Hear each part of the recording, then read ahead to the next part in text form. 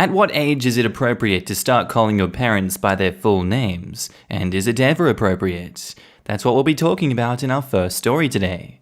G'day there guys, it's your main man Markee, and welcome back to another episode of r/AmITheA. Now if you love today's bloody good content, I want you to sit back, relax, chuck a prawn to the barbie, and get ready for it, because it's going to be interesting.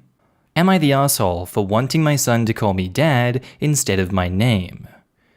So my 38 male son, 16 male, started addressing me by my first name instead of dad. I'm not okay with it. I had asked him to not call me by my first name, and he said he can call me however he wants, and I can't force him to call me dad. My wife, his mom, told me not to get too hung up on this, since it really isn't an issue. I told her that it is an issue for me, just not an issue for her, since our son still calls her mom. Yesterday, I sat my son down and asked him to please stop calling me by my first name.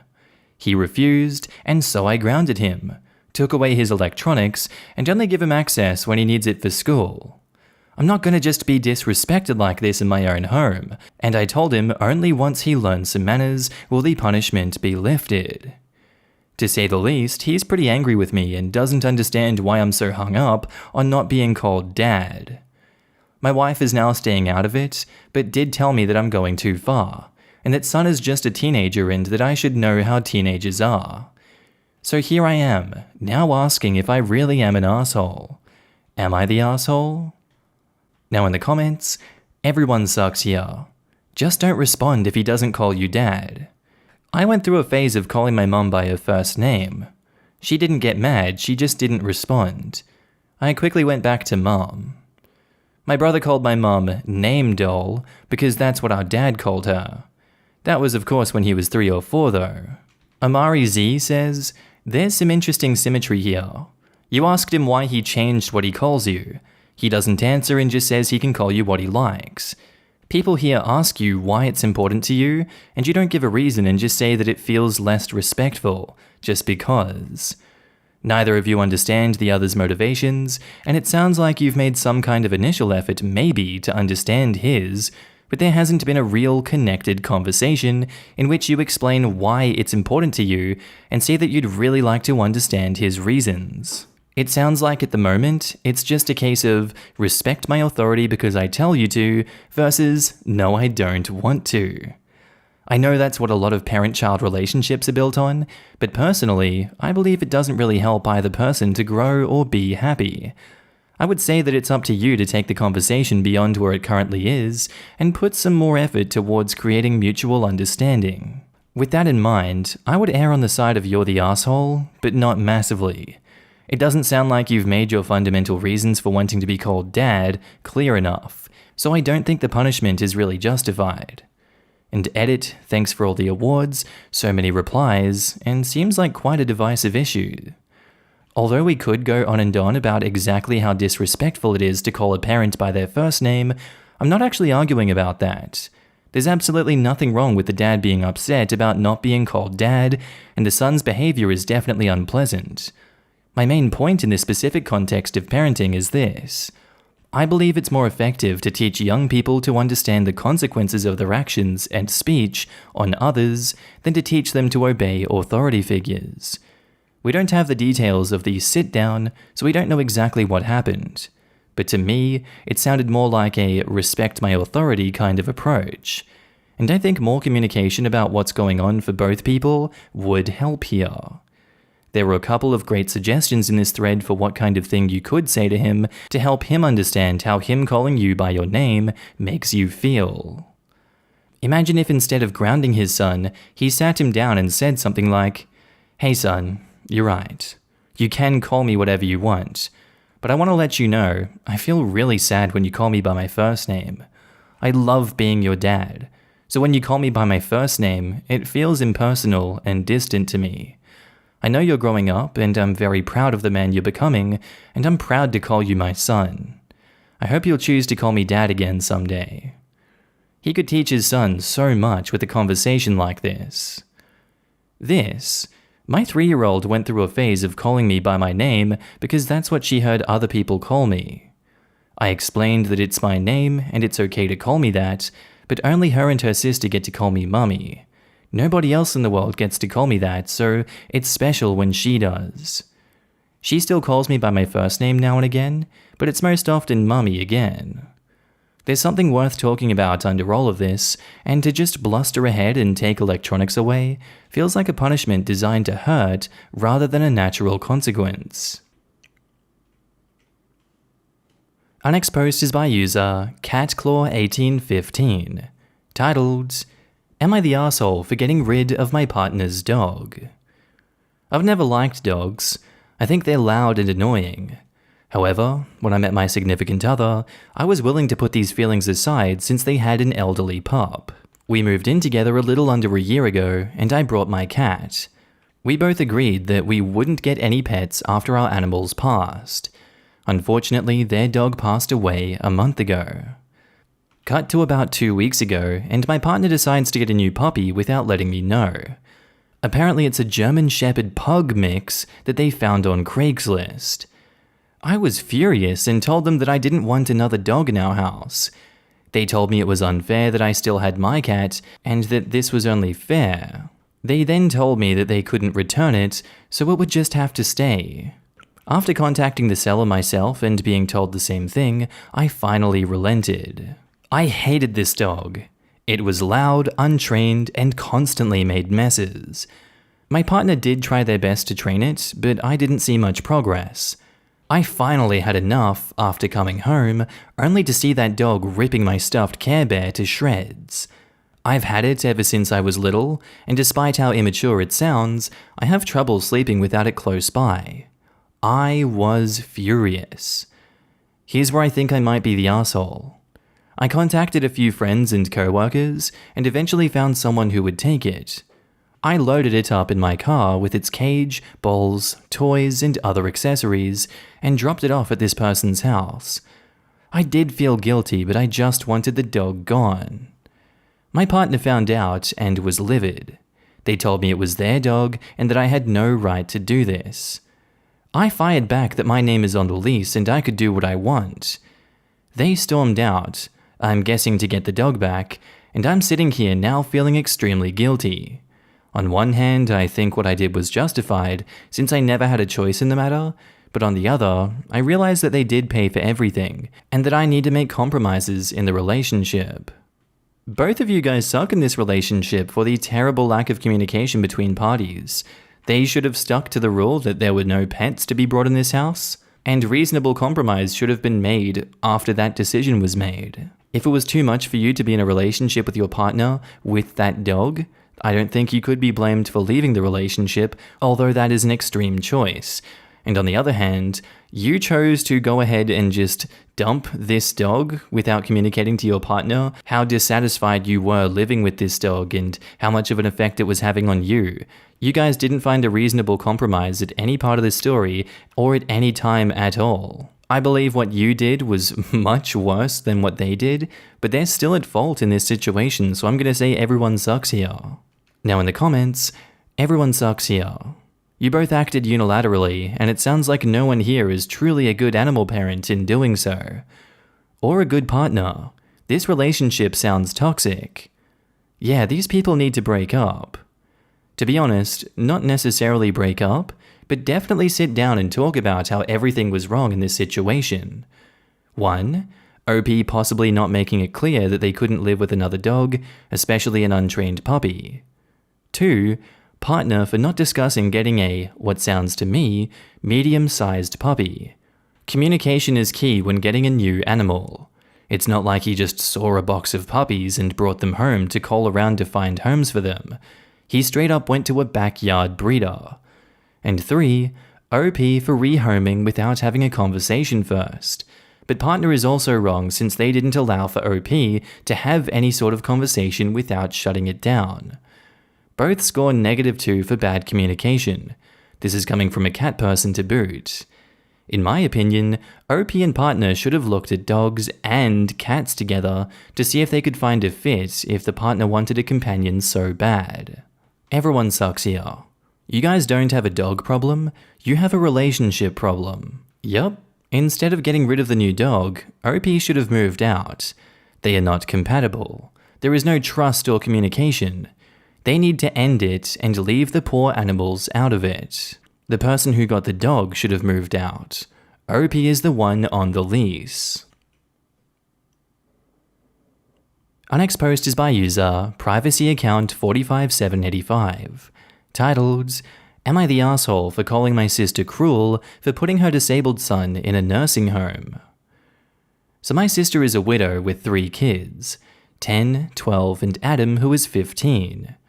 My brother-in-law passed away in a car accident 3 years ago with Adam, and Adam became disabled. My sister used to stay at home and receive benefits, but recently started looking for a job. We as a family had no idea. We always tell her to come to us if she needed help, but she's been distant lately. Last week, she visited my parents to make an announcement. Everyone was there when she announced that she arranged for Adam to go live in a nursing home. This was a shock and my heart sunk. I can't even imagine how Adam must have felt to suddenly find himself away from home and his family. His sisters were crying, begging their mum to let Adam stay and they'll take care of him. My dad lost it on her. He berated her for treating Adam as if he had no attachments to his home, siblings, and grandparents, and weekly visits with family because of his disability. He started crying, saying that she took all that away from us and made a selfish decision and ripped their grandson away from his family just for a job. My mum and brother disagreed, saying that what she did was inevitable, and she's already given Adam enough, and that she had the right to do what she did since she has other kids to look after, and her position as a single mum was hard enough. I had an argument with my sister. She refused to let me speak, saying it's her son and she decides. I called her cruel and heartless to her face for uprooting her child like that and taking him away from home and sisters when he's already dealing with so much. She lashed out, saying I don't get to judge her when she's feeling stuck and overwhelmed, having to care for Adam while trying to raise her other kids and work. I said she could have come to us for help, but she told me off, saying she's already given Adam 3 years of care, time, and money, and couldn't do it anymore. She added that she can't miss this job opportunity, and a nursing home was better for Adam's needs, and the family can visit him anytime they want. But as a mother, how can you say I gave enough and stop caring for your child all of a sudden? My husband said let's do something. Get a fund or something, because no matter how my sister tries to convince us that Adam is healthier and happier there, she basically abandoned him and took him away from his family. My sister told me to back off since I have it easy with my perfect kids. My dad kicked her out after she accused me of being judgmental and turning the family against her. Info. This is very important. 1. Adam's disability level is severe. He requires round-the-clock care. 2. My family helped my sister in several ways, like paying for equipment, besides the benefits that she receives, and we also help her look after the kids by either visiting or having them over, and my daughter visits them to help with chores and homework or other stuff. And 3. My sister's decision to work was out of the blue. Money wasn't her biggest struggle as much as she complained about being tired. Yeah, look, OP, you're not in her shoes, so I feel like you shouldn't be throwing stones like this. To me, this is more of a situation of this is her life, this is her child, this is her choice to make. You are not required to provide that round-the-clock care, nor should you be expected to either. It's not an easy decision for them to make, but at the end of the day, it kind of seems like this is necessary and is in everyone's best interests, even though it's not in yours or your family's best interests. I feel like you only want to see this from your and your family's side, and you refuse to be in her shoes and see how much it's affecting her. I'm gonna have to go with you're the asshole. Now in the comments, you're the asshole. She's a widow dealing with a disabled kid as best she can. Mind your own business beyond supporting her decision as a parent. It's weird that your dad kicked her out instead of you. And I'm so glad I'm not the only one thinking this. I bet Adam's mum hasn't received the support she's needed, which prompted her to have to make this devastating decision. I have nothing but empathy for her. Exactly. I don't see OP offering to have Adam move in with her. This right here. If you are so concerned about Adam losing his family, then you take him in. Your sister is a single mum now, and she still has to worry about her own well-being and the well-being of her able-bodied children. It's not as if Adam is just a wheelchair and your sister is throwing him away. She is grieving, providing the emotional and mental support for her other 2 children that have lost their father and brother, and you're calling her a monster for not being able to provide round-the-clock care? What is wrong with you? You're the asshole. You're the asshole. She's a widow caring for 3 kids? A nursing home is not abandonment. It's support for a woman who needs to provide for herself and 2 other children. And instead of offering to help her, you just yell and kick her out and abandon her? Can you not see how unreasonable you guys are being? Do you have any idea what it's like to need to care for a disabled person 24/7, raise 2 other children, and have a job, and all that comes with being an adult? No, a nursing home isn't great, and I would want her to try and find other resources, but it's her kid.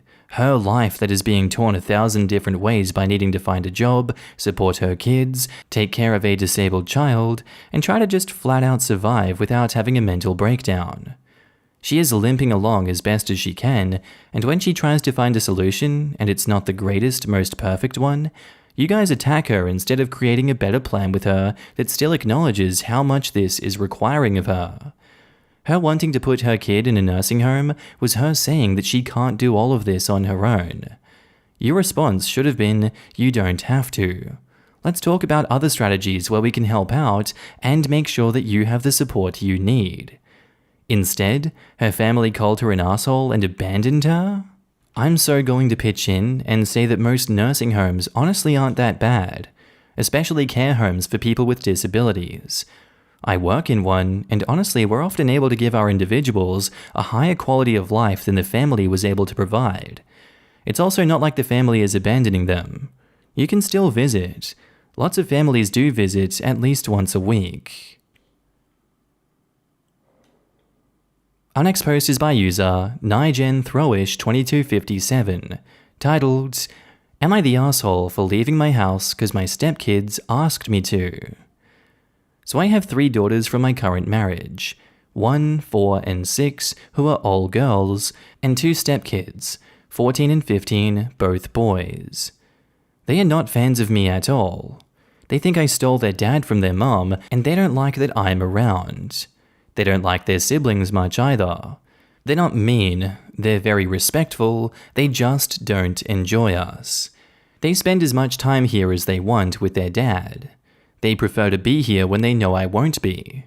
I used to take intermittent trips away that were work-related. Lately, I've been receiving less trips out due to the pandemic, and I've been given the opportunity to work from home. Because of this, the steps don't want to come over. It's Delaney's, the older stepson's, birthday this past weekend, and he wanted to come over and use the pool in Home Theatre for a get-together with some of his friends. He told his dad he didn't want me around and asked if I would leave. His dad said no, but he approached me and I wasn't going to ruin his birthday over it. So I got an Airbnb and took the girls for a mummy week. My husband was away in Milwaukee for a family emergency before the kids arrived. I told him I was leaving. I now know that he thought I was kidding. I stayed until the boys came and asked one last time if they were sure they didn't want me there. They say they'd prefer if I left, so I took the girls and went. I assumed they were old enough to manage on their own for 3 days, as their dad came back Wednesday. They were there the whole week. My husband came home Wednesday morning and was pissed that I wasn't with the boys. The boys were fine. The house was a little messy, but things were fine all the same. My husband thinks it was immature of me to leave the kids home alone. We have a working security system with cameras, and the neighbors did check in, just because they asked. He said that by me leaving, I showed the kids that we weren't a united family, and that they were allowed to pretend that we, myself and our daughters, don't exist. Am I the asshole for leaving 'cause they asked me to? Now in the comments, Top Canary 7694 says, Everyone sucks here. Are any of you in family therapy? To help the boys adjust to their new reality? Your husband should be taking charge and helping with the situation, but it doesn't seem like you undermined him. You leaving because they want you to isn't helping anyone. It is just likely to put the idea in their head that they can make you leave permanently. It does seem kinda stupid, you leaving every time they want to come over, just because they demand it. That does show a weakness in your relationship that they can exploit and manipulate, which they did. It's your home, not a leisure center that they can book in advance and ask tenants to vacate, birthday or not. Also, you left a group of minors home alone without any form of adult supervision and without letting any responsible adult know. This part is key. If I was a parent whose kid had been at the party, I'd be pissed. And that's the part that's making me vote you're the asshole. As a further step kid, I appreciate OP wanting to keep the peace, but leaving minors alone for days? No. Your 15-year-old stepson invited all of his 15-year-old friends to his birthday party, then told you to hit the road, and you did. For 3 days. Wow. Just wow. Your husband was wrong though, to say that you're immature. No. The kids could have burned the house down or died of alcohol poisoning, so I'd go with insane. You're the asshole. Maybe I'm alone, but it's absolutely batcrap crazy to come to such extreme assumptions. I house sat at that age. Not every 15-year-old is stupid and crazy, and quite frankly, I don't know anyone that got alcohol poisoning or burned their house down, alone or not. All these people acting like these teens could have burnt their house down got me laughing. I wonder if they've ever met a 15-year-old. Between their gaming and social media, most kids couldn't be bothered. Even if they were immature enough to do so, which most likely they aren't. I'm glad I wasn't raised the way kids are today. It seems suffocating, and I feel bad for them. Our next post is by user Raises the Flammy, titled, Am I the asshole for losing a friend over the use of their full name for a formal wedding invitation?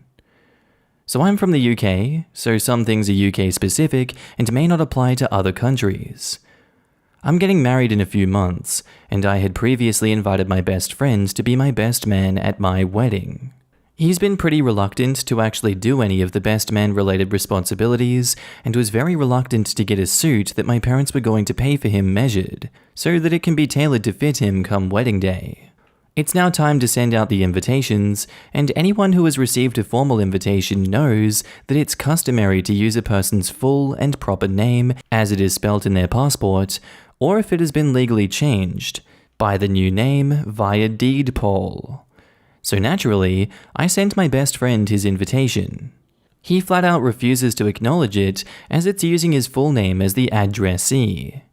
So I contacted him about it, explaining how it's a formal invitation and how we don't necessarily want to use full names, but that it's customary to do so and expected by all parties involved. But he won't have it. He's acting like a big baby and throwing a lot of stress and frustration my way for it. Long story short, we end up falling out, and in my last words to him, I said, fine. If you're going to act like a big baby, then forget about coming to my wedding. In fact, forget about us being friends at all. Naturally, he does just that. Now I know I'm probably going to get flack for being a bit nuclear with my words, but he's been dragging his heels in over the whole wedding process, and I think he was just looking for a way to get out of doing anything like the lazy dick he is acting. Now it's been a little while, and I've been wondering if I'm being an asshole here. But to me, it seems like such a little thing to drag one's heels into the ground and ruin a friendship over something so insane as a full legal name. Edit for info, we're talking about a situation where the name on the invitation is Jonathan Lee Smith, who likes to be called John Smith, and no, for all those asking, he is not trans, and I am not dead naming him. And edit because people keep asking, I have updated the content as to the reason why. Apparently his parents used to tell him off, and he has bad feelings over that. But 1, I didn't know the full extent of that prior to sending off the invitations, and 2, this is a formal and traditional wedding, and it is expected that full names are used for the invitations. Heck, even my fiancé and my names are in their full names, and we both hate our names just as much. Edit for more info, for clarity, my best friend was also supposed to be a counter-signatory on the wedding documents, and as such would have had to use his full and legal name on the official paperwork. So is he also going to kick up a fuss about that too? And to edit for the best man thing, no, I did not railroad my friend into being the best man. I asked him to go to the wedding first, he said yes, I then asked him about being best man and the duties it would entail, and again, he said yes. At no point did he say thanks but no thanks, or did he ever show any indication of reluctancy or refusal. So I offer this unto you, Reddit. Am I the asshole? Now in the comments, Miss Merk says, not the asshole. He doesn't want to be your best man and isn't mature enough to tell you.